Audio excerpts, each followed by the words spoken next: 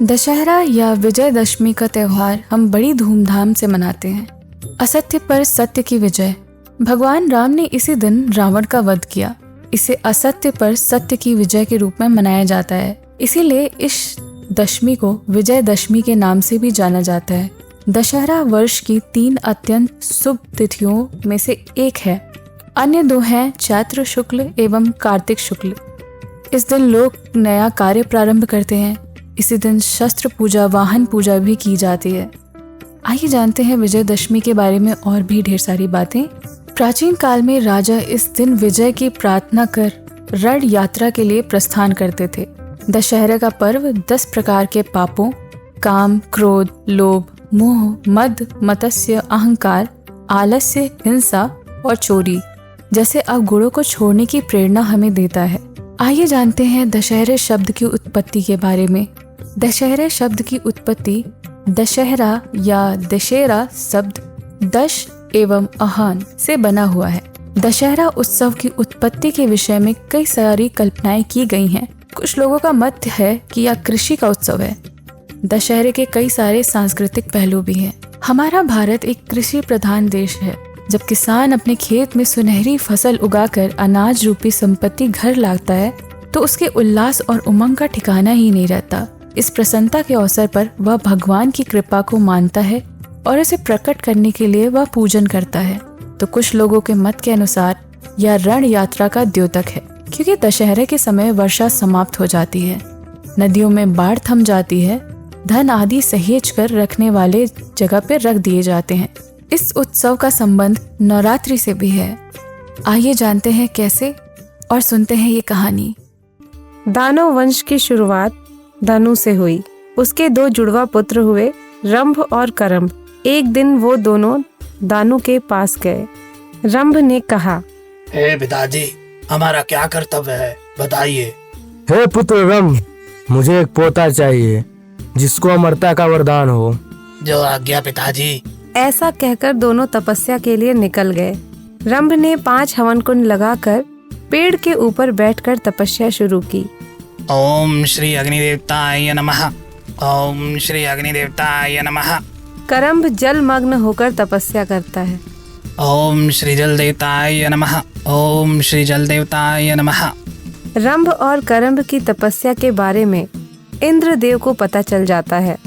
अगर देवताओं ने प्रसन्न होकर वरदान दे दिया तो तीनों लोगों का नाश हो जाएगा, तो मुझे इनकी तपस्या भंग करने जाना ही होगा। ऐसा सोचकर इंद्रदेव मगरमच्छ का रूप लेकर नदी में गए। ओम जल देवताय नमः। तभी इंद्रदेव करम्भ को निगल गए। हे रंभ, अपनी तपस्या को बंद करो, नहीं तो तुम्हारी भी दुर्दशा तुम्हारे भाई जैसी हो जाएगी। ऐसा कहकर इंद्रदेव गायब हो गए। इंद्र के हाथों मरने से तो अच्छा है मैं खुद को ही मार लेता हूँ। ऐसा सोचकर रंभ यज्ञ कुंड के पास जाकर कहता है, हे अग्निदेव, इंद्र के हाथों मरने से तो अच्छा है मैं अपने प्राण खुद ही ले लेता हूँ। कृपया कर आप मेरा ये शरीर ले लो। रंभ ऐसा कहकर अपना सर झुकाकर पकड़ता है। दूसरे हाथ में तलवार लेकर अपनी गर्दन काटने ही वाला होता है कि तभी 5 यज्ञ कुंड मिलकर एक हो गए और उनमें से अग्निदेव प्रकट हुए। रुक जाओ रंभ, आत्महत्या करना पाप है। आत्महत्या मत करो। तुम बहुत लगन और निष्ठा से मेरी पूजा कर रहे थे। क्या चाहिए तुम्हें मांग लो। हे अग्निदेव, मुझे एक ऐसा पुत्र चाहिए जो तीनों लोगों पर विजय करे, जो अपना रूप बदल सके और पूरा संसार उसके इस रूप को देखकर भयभीत हो उठे। मुझे ऐसा ही पुत्र प्रदान कीजिए। तथास्तु, लेकिन इतना ध्यान रखो, यहाँ से जाकर जिस स्त्री से चाहो तुम उस स्त्री से विवाह कर सकोगे और वैसा ही तुम्हें पुत्र होगा। अग्निदेव को नमस्कार कर वो अपने मनपसंद स्त्री को ढूंढने निकल जाता है। जाते जाते वो यज्ञ पर्वत पर पहुंच जाता है। उसको एक महिषी दिखी जो बहुत हष्टपुष्ट थी। उसके सुंदर घुमावदार सिंह थे। हे महिषी, हे सुंदरी, क्या तुम मुझसे विवाह करोगी? क्या तुम मेरा रूप धारण कर मुझसे विवाह करोगे? महिषी, सुंदरी, तुम्हारे लिए मैं कुछ भी कर सकता हूँ। ऐसा कहकर रंभ ने महिष का रूप ले लिया और महिषी के संस्कृति के अनुसार दोनों ने विवाह कर लिया। महिषी और रंभ का पुत्र महिषासुर हुआ। महिषासुर महापराक्रमी था और जगत जीतने के लिए उसने ब्रह्मदेव की घोर तपस्या की। ओम ब्रह्मदेवाय नमः। ओम ब्रह्मदेवाय नमः। ब्रह्मदेव प्रकट होकर बोले, हे भक्त, मैं तुम्हारी तपस्या से प्रसन्न हुआ। तुम्हें जो वर चाहिए मांग लो। प्रभु, मुझे अमरता का वरदान चाहिए। हे पुत्र, जो जन्म लेता है उसे मरना ही पड़ता है। इसके अतिरिक्त कोई और वर मांगो। हे ब्रह्मदेव, तो मुझे ऐसा वर दीजिए कि मैं किसी भी पुरुष के हाथों ना मर सकूं। तथास्तु। ब्रह्मदेव, आपने तो मुझे बिना मांगे ही अमरता का वरदान दे दिया। भला कोई स्त्री मेरा क्या बिगाड़ सकती है और पुरुष मुझे मार नहीं सकते। आपने मुझे अमर बना दिया ब्रह्मदेव।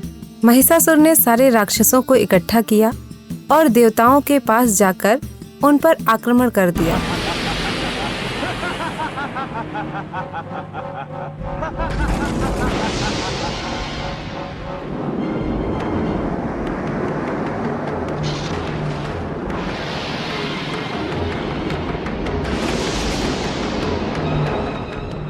इंद्र और सभी देवी देवता मिलकर त्रिमूर्ति के पास गए और सभी देवी देवता रोने लगे।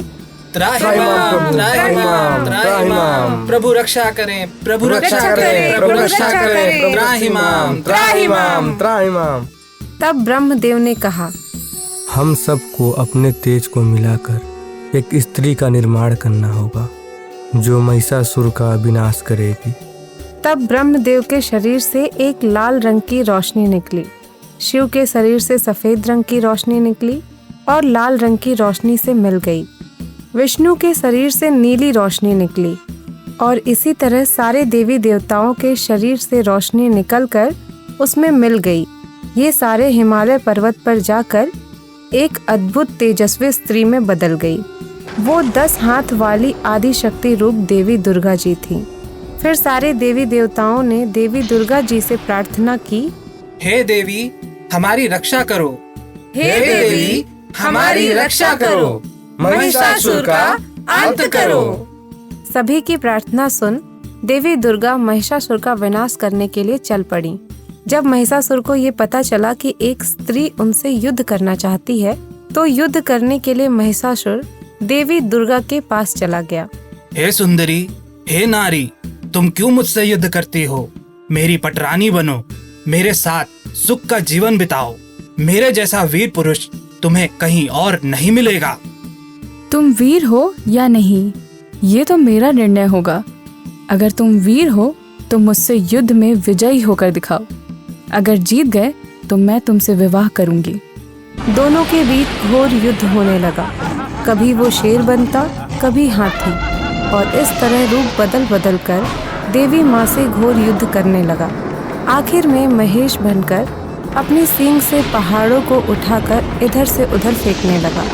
देवी माँ अपने सुदर्शन चक्र को छोड़ती है। वो चक्र गति से जाकर महिषासुर के सर को धड़ से अलग कर देता है, पर अभी महिषासुर खत्म नहीं हुआ था। देवी माँ का क्रोध चरम सीमा पर था। अब देवी ने त्रिशूल उठाया और महिषासुर का वध कर दिया।